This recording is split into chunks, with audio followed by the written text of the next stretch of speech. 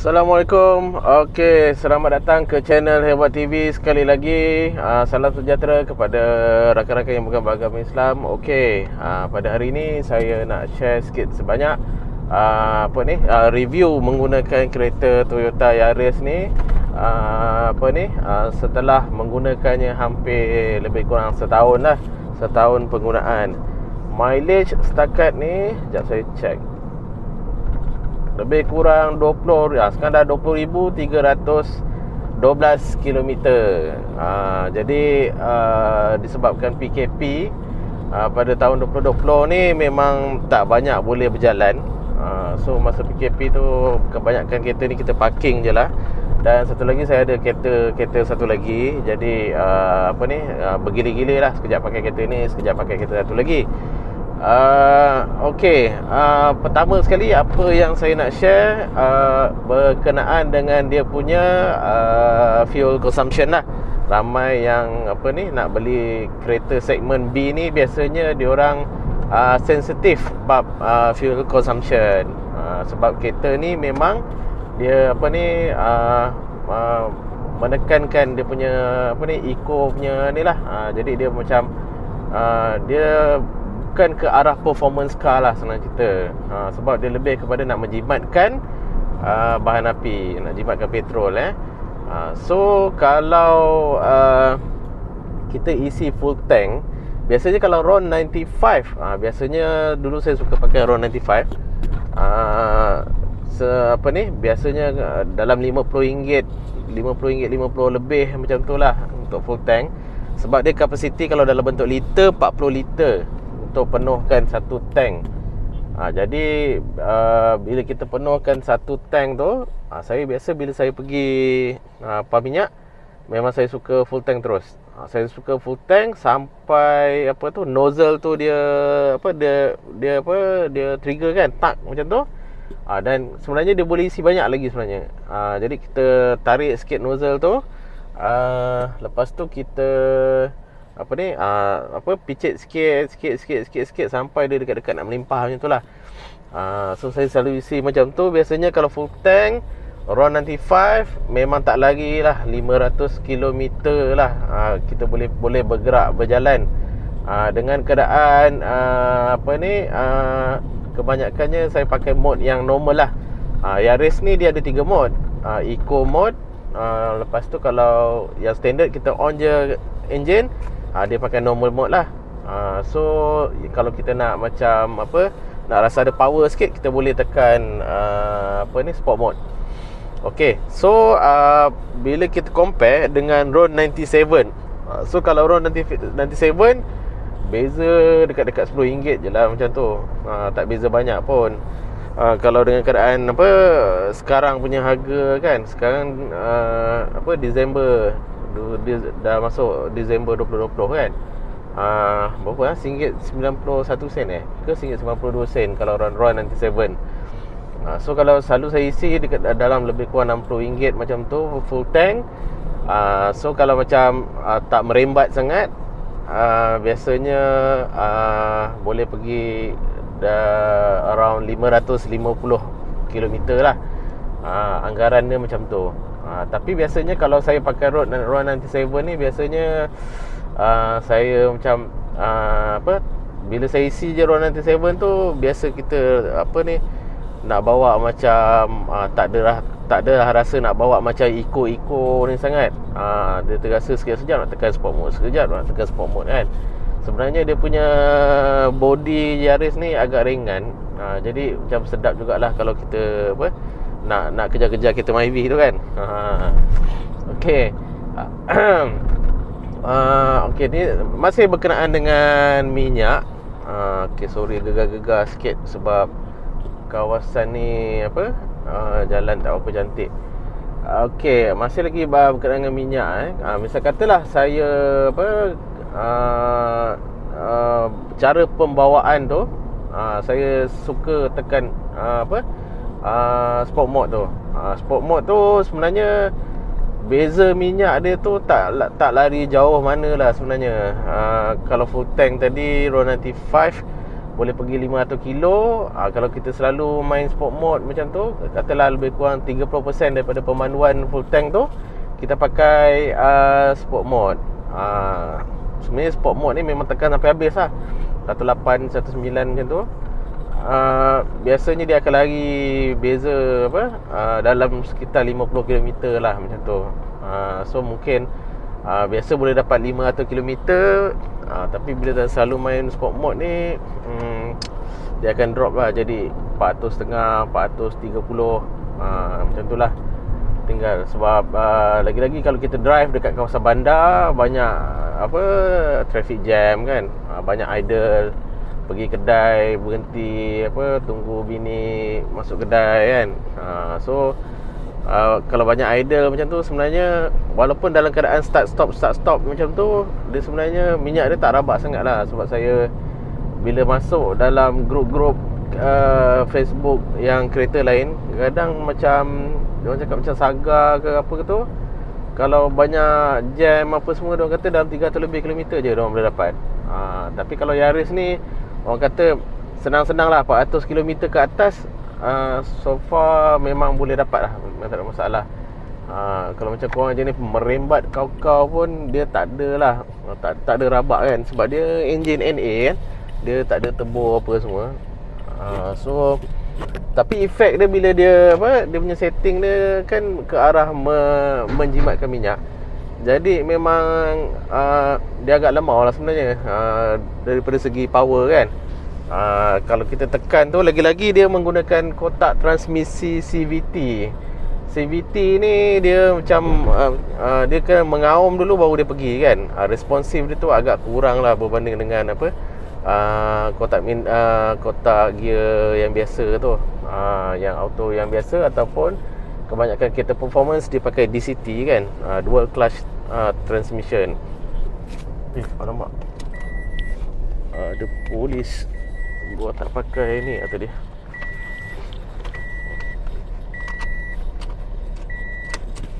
Alright.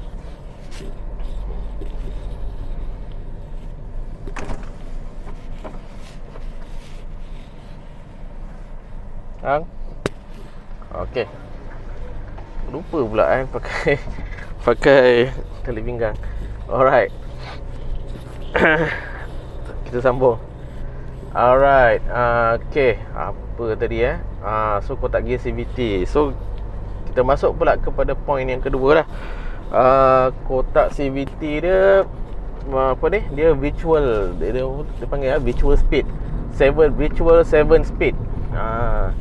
So dia dia lebih menjaga dia punya ratio gear tu. Jadi dia akan sentiasa adjust lah. Dia tak ada macam kalau kereta auto biasa, macam dia ada macam rasa jerking sikit kan bila pertukaran gear tu berlaku. Jadi kalau kita pakai CVT ni, dia macam kita bawa skuter lah. Dia macam straight je, dia menderom, dia terus pergi je. So dia pertukaran gear tu lebih lancar. Cuma beza dia tak adalah kita orang kata nak main launch control tu tak boleh lah, sebab dia pakai belting kan.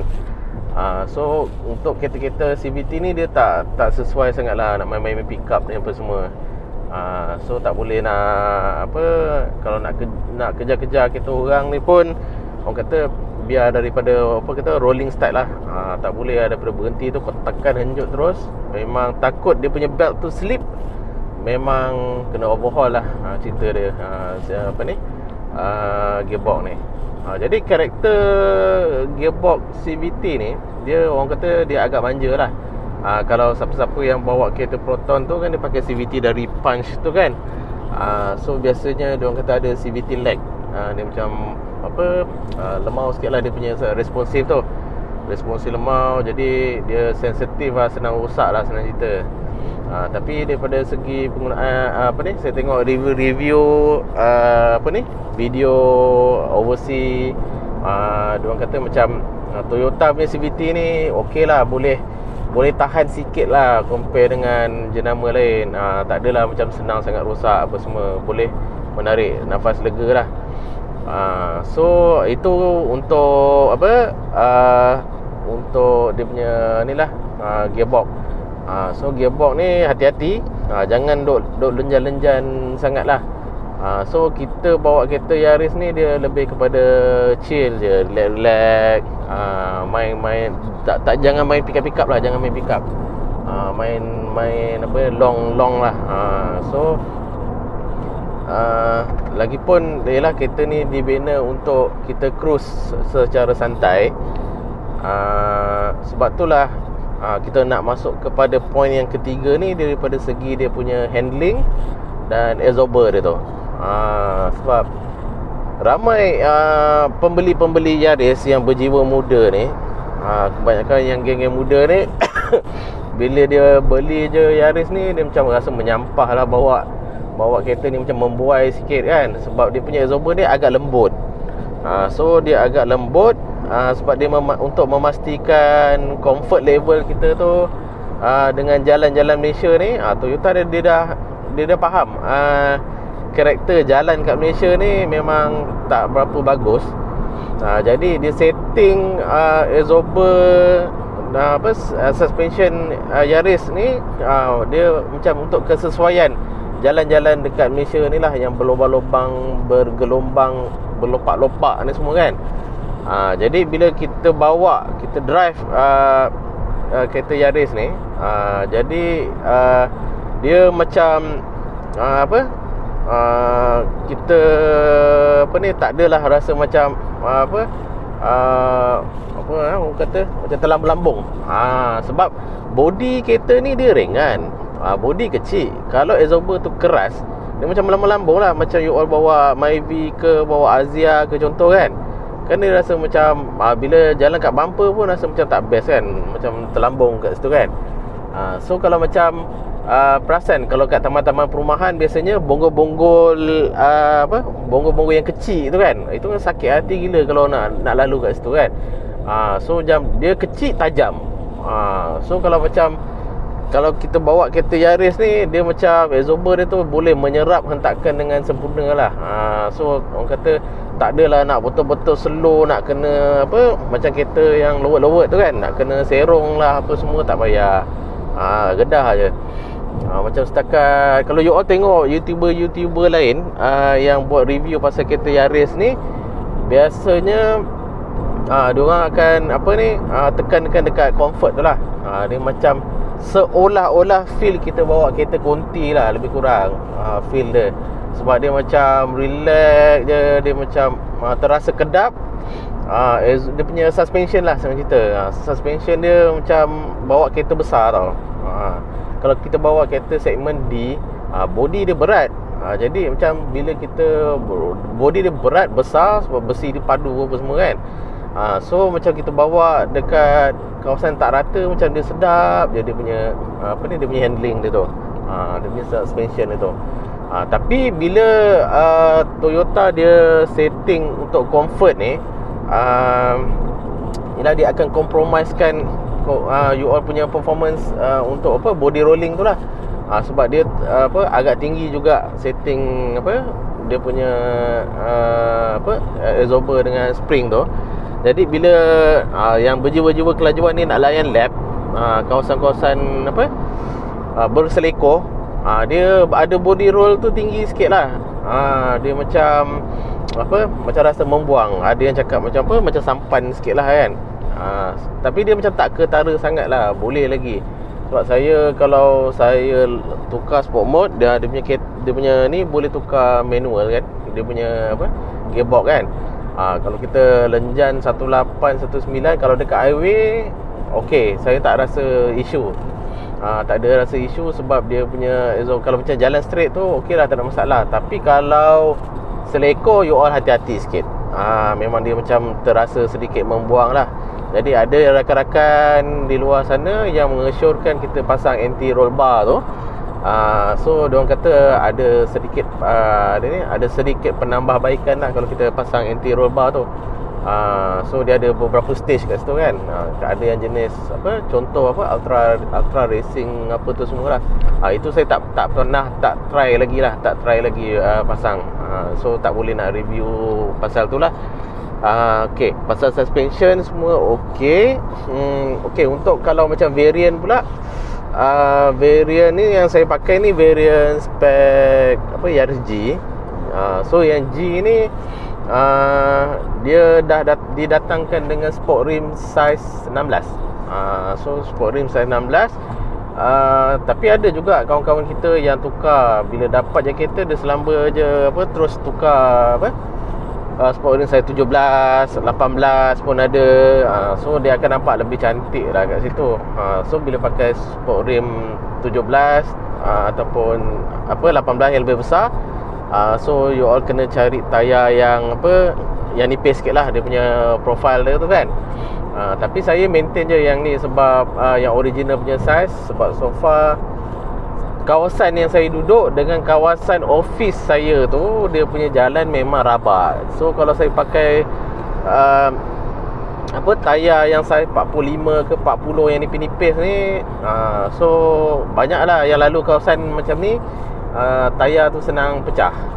Dia senang pecah. Jadi macam tak tahan lah. Lepas tu nak kena bawa slow gila, bumper apa semua tu, saya macam tak apa nak minat lah kan. Sebab kereta ni saya bukannya nak guna untuk track ke apa, dia macam lebih kepada keperluan harian. Kita nak lenjan bawa sana sini. Okay, itu daripada segi dia punya tayar sport rim apa tu semua lah. Lagi satu saya rasa macam sayang lah, dia punya sport rim tu original NK dia orang cakap. Apa kalau tanya service center, sebiji RM2,500. So 4 biji campur dengan satu spare tayar tu, dia dah bagi juga yang maknanya dia 5 lah total sekali dia punya sport rim tu. Kalau 5 kali RM2,500 dah RM12,500. Tapi ada juga yang pergi apa, trade in, ambil yang Taiwan punya, local punya kan, 700-800 punya sport rim, dapat 4 biji. Itu terpulang kepada cita rasa masing-masing. Memang tayar besar, sport rim besar ni dia lebih cantik lah. So daripada segi makeup nampak cantik, tapi dia akan efek kita punya sikit sebanyak fuel consumption. Tapi tak banyak lah, sikit je pun. Dan pick up dan terutama sekali dia punya top speed akan drop lebih kurang 10 km sejam macam tu lah. So berkenaan dengan top speed. Top speed saya try lebih kurang tu lah. Biasanya okay, daripada segi speed ni dia apa, kereta ni kalau dia dah sampai 14 tu nak naik ke 18 tu bapak lemau gila kan. Dia macam power dia tak cukup lah sebenarnya untuk 1.5 ni. Dia untuk pergi sampai speed 18, 19 tu, tapi dia boleh cecah, cuma dia akan ambil masa yang lama lah. So kalau nak cepat sikit naik ke top speed tu, you kena switch to manual mode. Sebab you pakai sport mode pun dia sport auto ni dia tak begitu tepat kan. Okay, ada satu lagi roadblock kat sini, kita pause sekejap. Okay guys, kita nak masuk point yang seterusnya, yang berkenaan dengan mode tadi, yang eco mode, normal mode dengan sport mode. Okay, untuk Yaris ni eco mode tu memang super lemau. Memang saya tak pakai lah senang cerita. So kalau nak pakai pun mungkin kalau tengah time turun genting ke, itu mungkin boleh pakai lah. Sebab kereta ni dah memang jimat sebenarnya. Pakai sport mode pun dia tak rasa sangat lah dia punya rabak dia tu. So kalau macam nak bawa relax santai-santai, saya just start engine, saya tak tukar pun mode tu. Biar je mode yang yang original lah. Okay, misal kata nak sedap memotong, nak naik bukit apa semua, saya akan tukar sport mode lah. Bila sport mode ni, dia punya gear ratio tu dia akan berbeza sikit. Jadi dia punya eco indicator tu dia akan padam, dia punya RPM tu terus naik. Jadi kita nak main RPM tinggi sikit lah. So dia akan lebih power kat situ. Tapi power pun tak power sangat lah sebenarnya kereta ni. Sebab berapa kuasa kuda je pun. Cuma kalau nak you lebih rasa feel memotong ni, memang kena tukar dia punya gearbox yang kena tukar manual mode lah. So you boleh control sendiri gear ratio tu. Tapi walau macam mana pun, bila kita main yang manual ni, dia sebab Toyota ni dia punya ECU dia akan dia akan monitor jugalah kita tukar-tukar gear tu, supaya kita tak accidentally menjahanamkan gearbox. Contohlah kita tarik kau RPM 5 macam tu, dia nak masuk 6 tu, katalah kita tak tukar lagi gear kan, dia akan automatic tukar kan. So dia tak nak meletup gearbox tu kat situ kan. CVT ni manja, dia tak boleh tarik lebih-lebih sangat. So kalau sama juga, kereta tengah laju, kita pergi belasah drop gear kan. So kalau macam dia tak sesuai dengan kelajuan tu, kita tukar, kita drop macam mana pun dia tak nak drop. So samalah kalau macam kalau dia ada range yang dia dah telah tetapkan lah. Maknanya kita boleh je main yang manual ni tanpa rasa takut lah tersalah masuk gear ke apa semua. Apa-apa hal dia akan protect kat situ. Dia dah ada dia punya preset dekat situ. So untuk gearbox untuk CVT ni, dia you kalau nak hantar servis apa semua, elakkan hantar dekat workshop luar lah. Sebab bila kat workshop luar ni, saya dengar banyak yang terkena bila pomen tu dia tersilap masukkan minyak. So CVT ni dia pakai minyak CVT lah, tak boleh pakai minyak ATF, minyak auto fluid yang biasa tu kan. So banyak yang tersilap masuk grade minyak tu, menyebabkan gearbox tu kena overhaul. So kalau gearbox kalau turun kena overhaul, dia memang ribu-riban lah. Memang banyak kos yang terlibat kat situ. So kalau kereta ni still ada warranty apa semua, just follow je lah Toyota punya schedule tu kan. Okay, kita masuk ke topik yang untuk maintenance. Untuk maintenance Toyota dia advise kita servis kalau kita pakai minyak semi ataupun fully, hantar setiap 10,000 km. So untuk yang mula-mula beli kereta tu, 1,000 pertama tu just tukar minyak hitam dengan dia punya minyak hitam, gasket dengan oil filter. Lepas tu 5,000 pun sama, 10,000 dan seterusnya. Bolehlah start 10,000. So ikut je schedule dia tu yang ada dekat website dia tu. Untuk dia punya costing tu, pada pendapat saya, dia berbaloi lah. Toyota ni dia memang spare part Yaris ni, dia tak tak adalah harga kayangan sangat. Dia macam standard lah. Dia bagi saya memang berbaloi lah. Sebab kita pakai tu ialah dia jenama luar kan.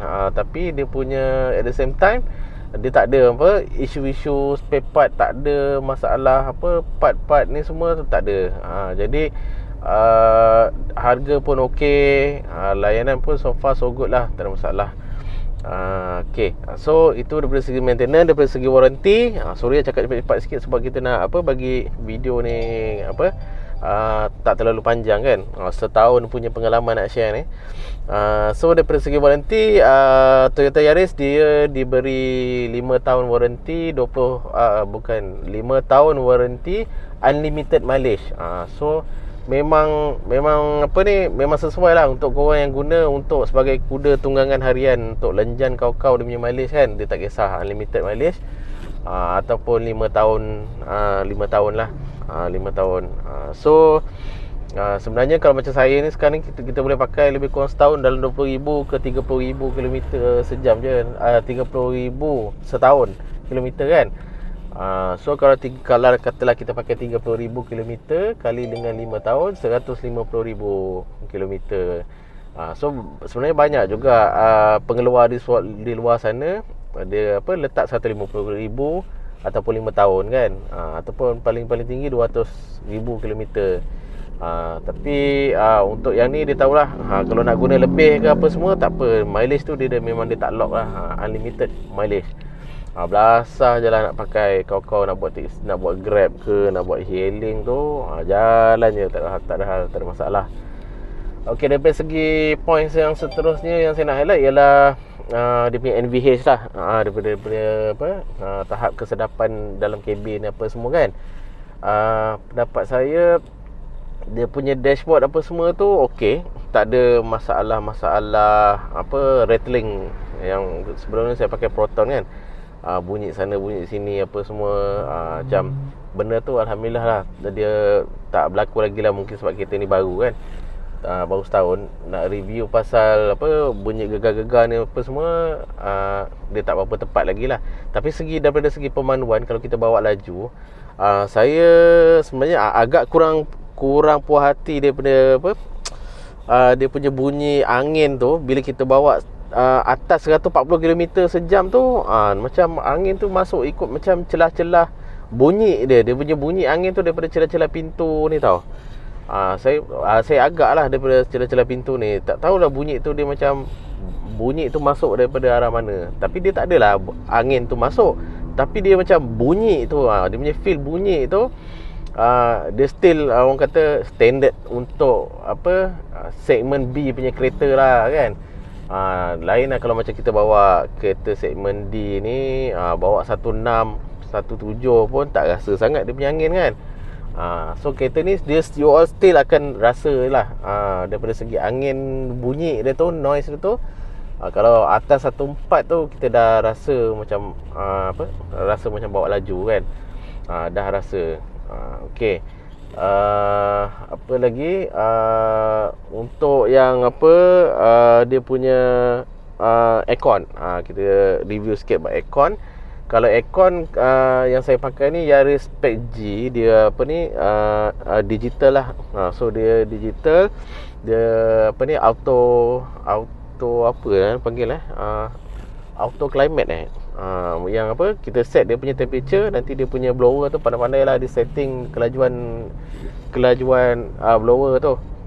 So yang tu kalau macam setting tu, kalau saya perasan kalau pagi tu dia pagi dan malam dia macam tak berapa kena lah dia punya setting tu. Sebab pagi katalah outside punya temperature dalam 25 ke 24 darjah Celsius kan. Jadi bila kita set je auto, blower tu dia running dekat speed yang nombor 1. So kadang-kadang dia macam tak cukup lah rasa feel dia tu, rasa angin tu kena. Jadi kadang-kadang kita kena manually lah adjust blower tu, upkan satu speed lagi. Speed 2 tu baru rasa sedap sikit lah.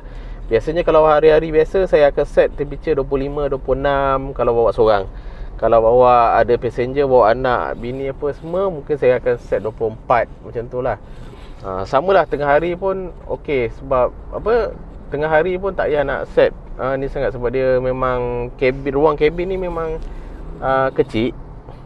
So tak perlu nak set sampai 18 ke 20 ke. Selalu saya set paling sejuk pun 24 lah, tu dah rasa sejuk. Cuma ramai juga dalam grup saya tengok, diorang komplain yang kan blower punya ni, dia ada 4 kan, tepi, kiri kanan side dengan tengah ada 2 lubang blower tu. Kalau yang kiri kanan tu angin dia sangat slow, tak rasa tau, tak rasa sangat. Jadi dia punya angin tu dia banyak tertumpu dekat blower yang tengah ni, yang 2 ni. So dia rasa kuat dah kat situ. Okey, apa lagi? Satu lagi daripada segi practicality lah. Practicality, saya suka kereta ni sebab dia hatchback. Sebab kadang-kadang kita nak bawa benda-benda yang panjang-panjang ni kan. Benda-benda panjang, kalau kereta yang ada biasa, kereta sedan yang ada bonet tu, nak jolok dia tu macam ruang dia tu kurang lah kan. Contoh, kalau lah saya nak bawa basikal ke, nak bawa kemah kemah ke apa kan. So saya buka bonet belakang, seat belakang tu boleh lipat tutup. Dia apa, boleh tutup. Jadi kita boleh jolok barang-barang yang panjang tu daripada belakang tu, daripada belakang sampailah ke depan kan. Jadi dia walaupun saiz dia kereta ni kecil, tapi dia segi practicality tu kita boleh utilize lah ruang-ruang yang ada tu dengan melipat tempat duduk belakang. Dan salah satu lagi sebab saya memilih Toyota Yaris ni, sebab saya kereta yang apa ni dah try kan, kereta yang seat yang biasa, cushion biasa, ataupun yang apa orang kata leather seat kan. So seriously lah, cuaca kat Malaysia ni panas kan, cuaca tropika. Macam tak sesuai sangat lah pakai seat leather, rasa macam panas buntut. Lepas tu panas tu satu hal, dia licin kan, leather seat ni kan licin. Jadi masa kereta sebelum ni kami beli, saya dan wife decide cari yang leather seat ni sebab anak kecil-kecil nak muntah ke apa semua tak ada hal, senang boleh lap. Jadi bila anak-anak semua dah start besar, dah tak ada dah drama-drama muntah dalam kereta pun ni semua, so saya decide untuk kereta ni kita pakai cushion yang biasa lah. Bila pakai cushion biasa ni, ni lah dia macam tak adalah rasa panas sangat apa semua. Lagipun kereta ni memang Toyota dah bagi tinted dia tu, dia dah tinted siap. So kalau siapa yang tak nak keluar bajet lebih, tak payah tukar lah tinted tu. Tinted tu pun dah Toyota bagi ni pun dah okey lah sebenarnya. Boleh lah. Dia tak adalah sampai 99% dia punya IR apa semua kan. Tapi still acceptable lah. Acceptable. Okey, apa lagi yang kita boleh kupas? Dia punya daripada segi ciri-ciri keselamatan. So ciri keselamatan kereta Toyota Yaris ni dia ada 7 airbag. 7 airbag, kiri, kanan, depan, belakang apa semua, sampai yang kat belah kaki ni pun dia ada cover lah untuk driver ni. Apa lagi? Dia ada blind spot monitoring dekat dia punya side mirror tu. Nanti kalau misalnya kata ada kenderaan lalu kat tepi tu, kadang-kadang kita tak nampak kan titik buta kat situ. Jadi dia akan flashing lah.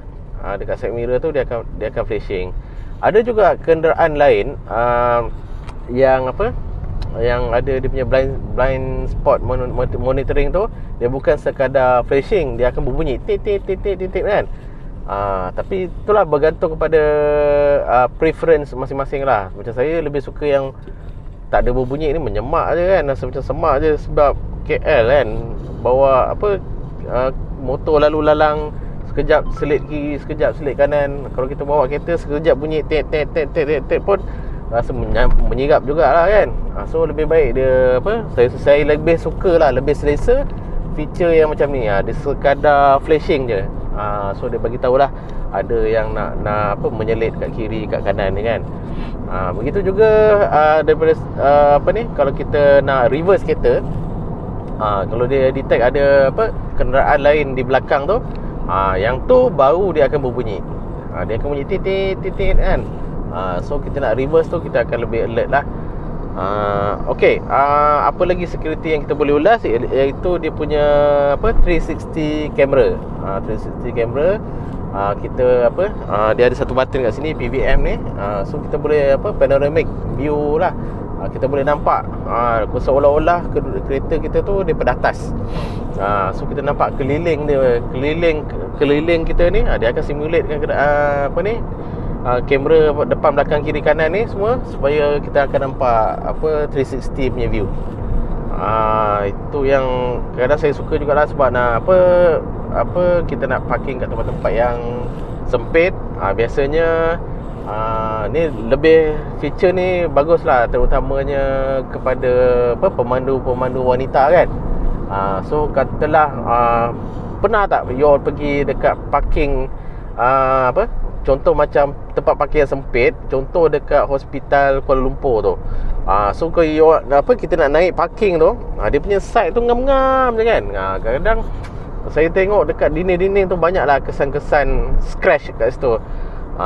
So kalau ada feature ni, you on kan PVM tu, you boleh nampak lah lebih lebih jelas. Tu kalau langgar juga tu tak tahulah, kamera dah depan, belakang, kiri, kanan semua dah boleh cover kan.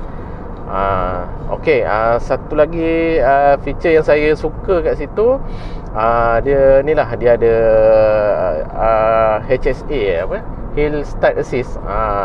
Yang ni kalau macam wife kita nak bawa kan, dia macam biasanya kalau kita berhenti kat bukit, macam tu, kereta menegak.